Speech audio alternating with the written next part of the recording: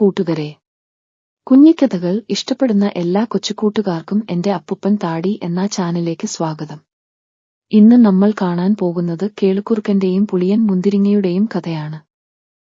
ഒരു ദിവസം കേളുക്കുറുക്കൻ കാട്ടിലൂടെ നടന്നു പോകുകയായിരുന്നു. ഹായ്, നല്ല പഴുത്ത മുന്തിരിങ്ങയുടെ മണം. കേളുക്കുറുക്കൻ ചുറ്റും നോക്കി. അതാ മുന്തിരിക്കുലകൾ. കുറുക്കന്റെ വായിൽ വെള്ളമൂറി.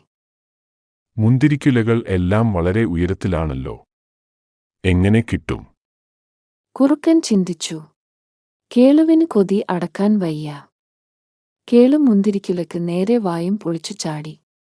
കേളുക്കുറുക്കൻ എത്ര ചാടി നോക്കിയിട്ടും മുന്തിരി കിട്ടുന്നതേ ഇല്ല.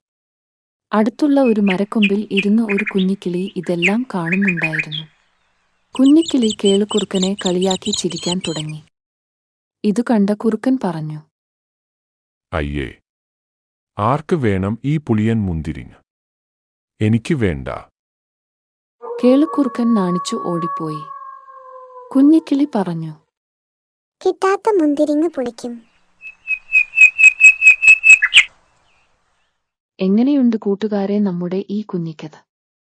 എല്ലാവർക്കും ഇഷ്ടപ്പെട്ടല്ലോ അല്ലേ? ഇഷ്ടപ്പെട്ടാൽ ഈ ചാനൽ സബ്സ്ക്രൈബ് ചെയ്യാൻ മറക്കല്ലേ. ബൈ.